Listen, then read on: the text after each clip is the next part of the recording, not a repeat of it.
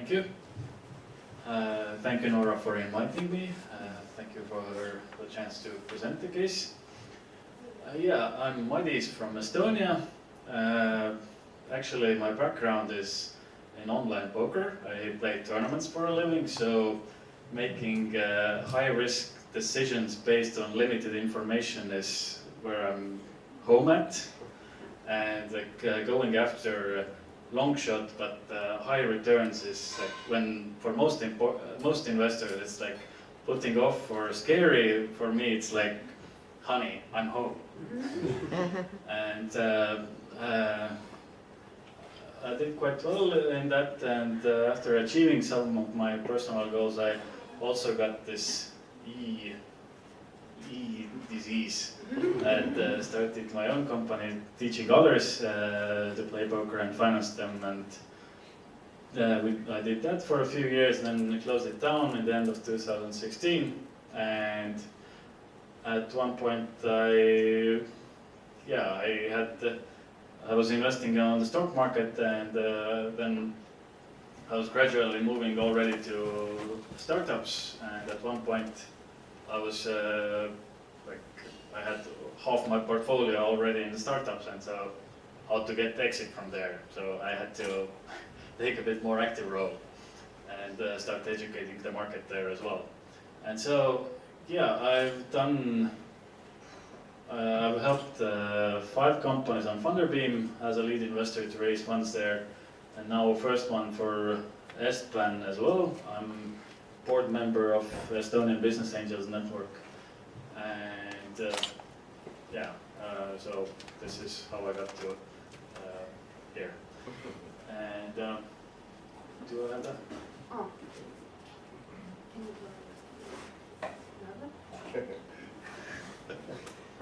I sold it. Well, business acquisition. Already on the portal. Pawned it already. Pawned it to get the beers from the... Yeah, exactly. Yeah, well, a bit about why angel investing and crowdfunding mix very well together. Daniel already told a bit about it, but in Estonia it's working very well for Funderbeam, and in some of their other markets as well, in Croatia, and the Funderbeam platform started also on Norwegian, Danish, Icelandic, and one campaign also from UK market, and one was from Latvia as well. So 7 markets, and it has been working very well. So why to involve angels? Historically, the angel investors have got very good returns actually. I mean, in a way it makes sense, because like angel investing is halfway between investing and entrepreneurship. Angels help the companies to achieve their goals. It's not possible to do angel investing profitably, at least, when you just spray around everything that moves. And you have to do thorough good homework on picking the companies, then good due diligence, and diversify also. At least 20-30 companies, maybe even more, to have a good enough chance to hit these outlying successes, 50x or more returns. So it makes sense to do a lot of these, but there are several studies have been done, mostly in the UK and US markets, that the returns for angels have been in the range of 22 to 30%. And of course, this is for a bit more, the returns have been actually all over the place. Like if you do only 1 or 2 or 3 investments and not so well selected also, then it's quite high likelihood, actually 50% or more, that you will lose money. But if it's done well, diversified everything, then the chances are that you are making quite good returns. And also, most of the technology companies of today were initially funded by angels. Also Apple, Amazon, Google, Facebook, and like these 4 companies together are over 2 trillion in market cap and hundreds of thousands of employees, very well paid employees. For example, in Silicon Valley, it's tough to make ends meet when you only earn $100,000 per year. And in Tel Aviv, another startup hub, the salaries in technology are also very high. So the impact of I can't put the exact number on how big the impact is, but like getting these companies kick-started, I think it's quite huge, the impact. So, this way? Okay. But in Central and Eastern Europe, we are not quite there yet. We're lagging quite far behind. And like Nora said before that in Hungary there are only 120 angels, which is like very small number. In Estonia there's 127 angels. So you have even less than we have. And but in US there's like 300,000 angels. And that makes for 1,000 angels per million inhabitants. So like 80-ish times more than in Hungary. And the amounts of money that the US angels invest is probably higher a bit at least than here as well. So the difference is even more pronounced. So yeah, there's lack of funding back in Estonia as well. And also banks don't finance, traditional stock market investors don't finance. It's like totally different world for them. Most of them, when they take a look first time at startups, they think that what kind of scam is going on here. I guess many founders have found that out themselves the hard way, or yeah, have had that feedback. And yeah, actually, at least on one Estonian crowdfunding platform, there have been, and some on Cedars as well. Like, okay, I'm not sure about the quality of the teams. At least when there's no lead investor checking them out, then like whether it's actually a good enough company, is the product there? Are they already generating revenue? Is the strategy good enough? Is it unique enough? Is the business model scalable and competitive enough for that industry? Like it makes a world of difference between if it's like just a random company raising funds, or if it's like an angel-backed company, angel like with a with an experienced lead investor. And so, I mean, like in China or US, sometimes they raise funds on PowerPoint alone, but in these parts, it's like there has to be a solid business case already and revenue increasing. And so I think angels add a lot of value in that sense, that identifying these opportunities. And also of the biggest technology companies, of course, on the stock market, they're mostly from the US, and also the biggest unicorns in the world. Less than 10, maybe between 6 and 8 usually is from Europe only, and 0 from Central Eastern Europe, which is yet, but other regions are also catching up and developing, and so like we have some catching up to do.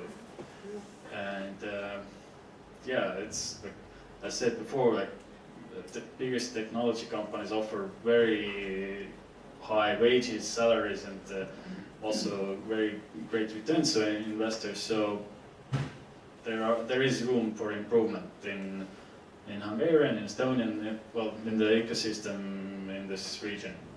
And so I think mixing angels and crowdfunding is a good way to do that. At least it's a good start. In Estonia, it started out small as well, crowdfunding, 50 investors, 100 investors in the beginning, but with the lead investor system, only quite good opportunities have been getting funded, and at reasonable prices also. So the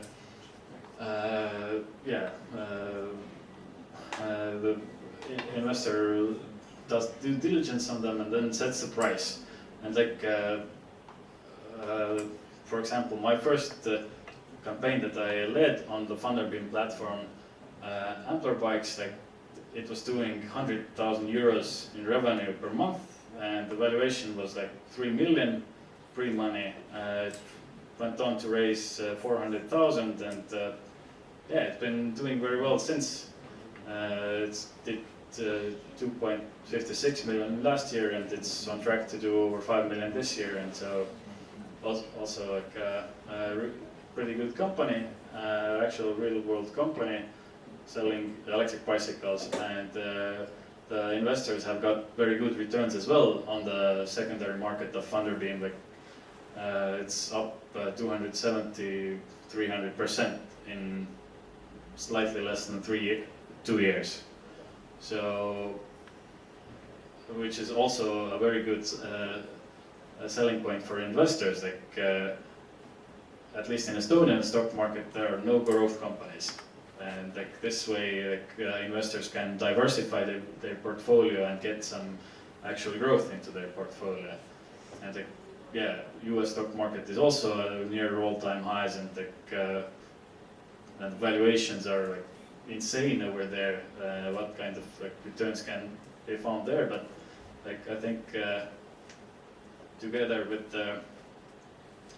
angel investors taking part in crowdfunding, there are great opportunities in crowdfunding and really good growth cases from the region. So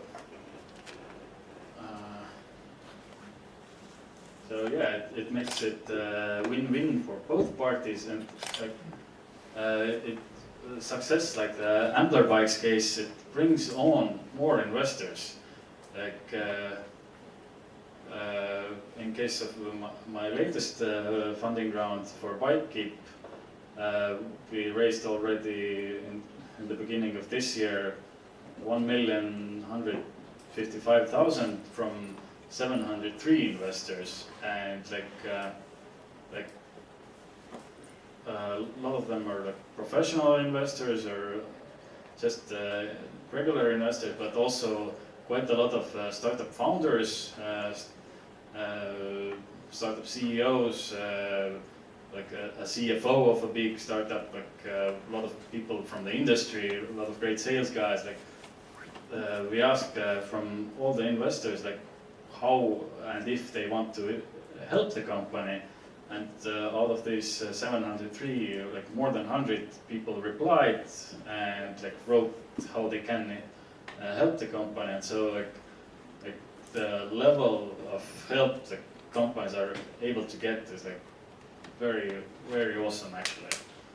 For a cider company also that raised I helped them raise one of the investors said that I have some 15 hectares of land. We can grow apple trees on that land as well, and one is helping them put solar on the roof, and a lot of synergies. And not to mention that they can be good brand ambassadors as well if the investor relations is done right, and the companies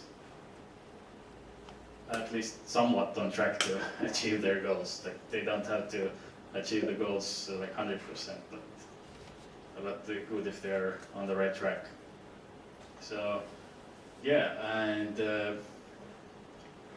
this brings more investors into the game, and many of them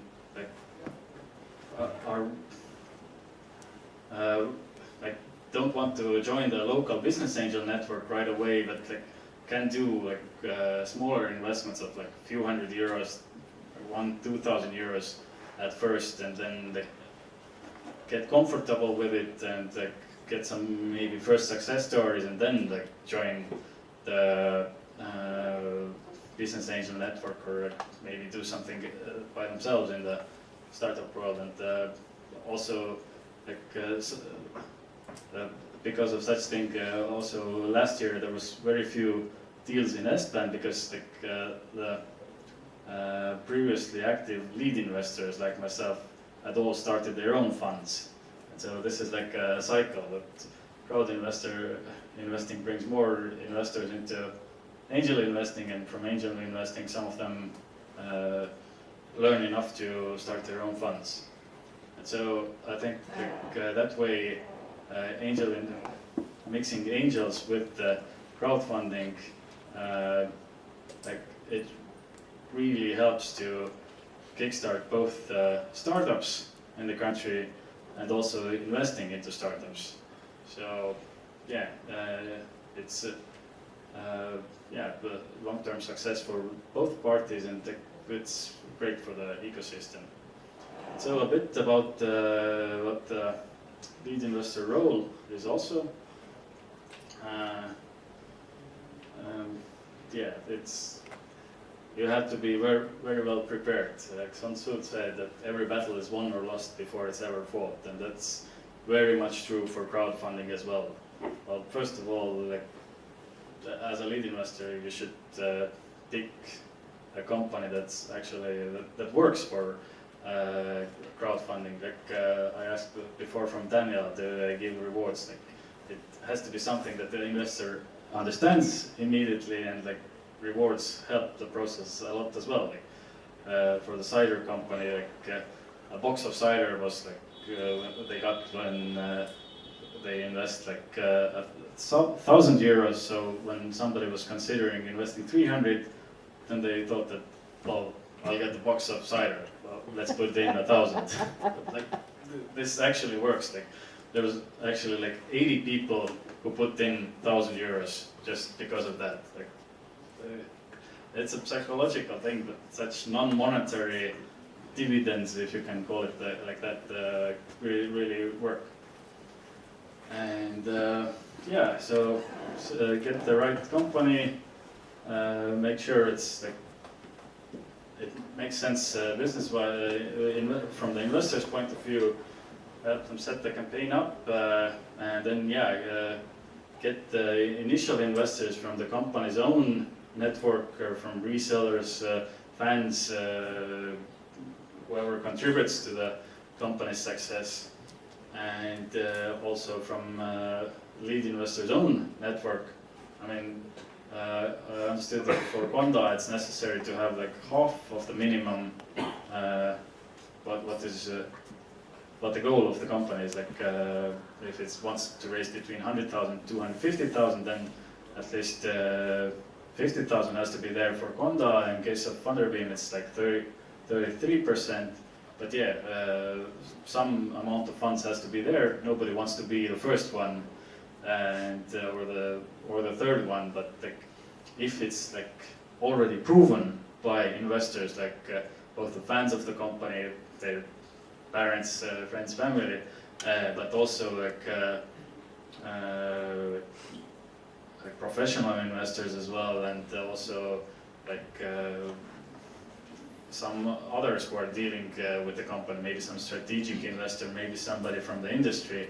Like this brings all the more credibility to the campaign, and this is also very important to set the pricing right, because like otherwise the professional investors, the industry experts, they don't come on board.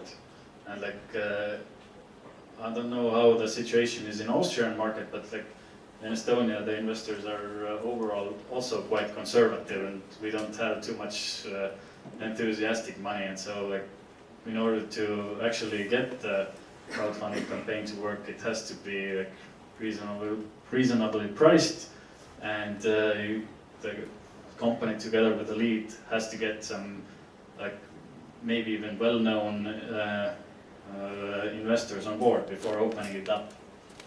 And so when that's done, then you can open the campaign up, but it has to be fireworks in all the channels. Like the crowdfunding round has to be everywhere. Like everywhere the investors are. Like, newspapers, investment blogs, in all the investment forums, social media, investor groups. Like every investor has to be talking about it. I mean, at least that's how I've done, and that's how I kept pushing the limit of the investors in those companies. And like, yeah, 2 years ago for Ampler there was 240-ish investors. This year in the beginning there was 703 for Bikekeep. So like presenting them success stories and like at reasonable prices and good companies, and like getting the story out, like getting them talking about the company, it's getting them talking about the historical returns of angel investing, like how to get the exits, like that actually makes sense to invest into growth companies. Like it's not only risks and money burning, like the media sometimes likes to portray, but like actually very good returns are also possible. And so like just talking about it and keeping the conversations up. Like the first 2 days of the campaign are very important. Like then there's like it has to be everywhere, but then it's like 20, 30, maybe 40% even of the overall funds collected will be indicated in the first 2 days, and then quiet period, some amount is sticking more, but like in the end as well, like people have had already a chance to take a look at it, but like there are still like 50-50, and like in the end it has to be everywhere again. Like everybody has to be talking about it. Like they can't miss it. And like then like in the last 2-3 days also like 30-40% of total funds invested will come. And yeah, that's how I've done, and like that's how. Bikekeep got 1.16 million invested from 703 investors, and this one, it like in the aftermarket trading, it popped to like 1.3 or like 30%. Now it's down to like 15-20% up, but like still it's working quite well. And yeah, and a bit about like the term sheet, the negotiations as well. The valuation has to be win-win. Like it can't be as high as some of the founders want. Like Daniel said, that like, if it's too high, it's impossible to get the next round investment, and also it can't be as low as some of the more conservative investors want. I mean, probably you have it here as well, that some entrepreneurs who put in like 50,000 euros or something, they want like over 50% of the company, and like veto rights on everything, and like maybe some guarantees, whatever. Like this is not how it's done. Like the deal has to be founder friendly as well. Like we can't be loan sharks, because yeah, that's not the way it works. Like, if you take too much equity early, or too bad, if you take too much equity, then also next rounds become impossible, or like the next investors will want to push the passive ownership down, and also like if there's like some trust issues, you want to put some veto rights in the place, then like what's the point of investing into the company in the first place? Like there's so many risks involved anyway, and like taking the risk of founders with not high level integrity as an investment, that doesn't make sense. Like in the beginning, like the documents don't protect you from so much. founders have to be like top-notch guys, and like no point putting those too tough terms in. Just make sure that the founders are great guys and trustable. And yeah, the most important thing from angels' perspective is actually to help the companies win, help them to steer clear of the risks, and help them accelerate them, help them to grow faster, and help them to achieve their vision. I think this is much more important actually in the long run than negotiating or like splitting the hair on some certain small terms. So angels and crowdfunding is something that works really well together, and I think it's something for Hungary as well to at least consider. And together with Nora, I think you are considering. And so, questions?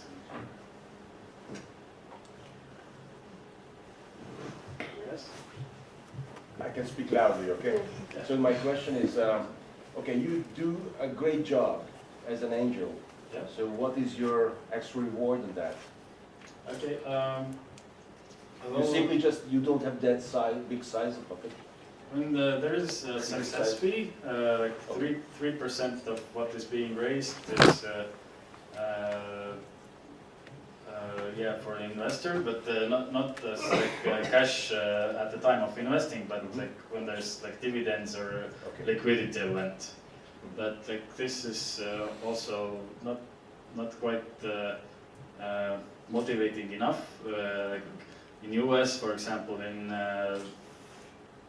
AngelList, there is like 20% success fee, and so like we're considering raising it in Estonia as well. Like this was the reason why like most of the previous lead investors went and raised their own funds. Like it's not financially motivating enough to stay as active lead angel. But yeah, we're working on. Actually, we decided in Estland that. Like, depending on how much is being raised, like between 1 and 2% of equity in the early stages, the lead investor gets as extra. Mm-hmm. Are you just for equity or also with loan financing as well? Do a mix or? The platform does the SPV model as well, which is like it's basically a loan, but it works out as equity. So that's what they are also using together with nominee structure, but like to like give like a fixed interest to investors. This is not what this platform is doing. This is some other platforms also. But it's rather equity, I understand. No, for reward. That's what you mean. It's equity based. Yeah. Thank you. Thank you very much, Madis, for your presentation and going into detail. Madis can stay until the end of this event, so if any further questions occur to you, just please feel free to turn to him.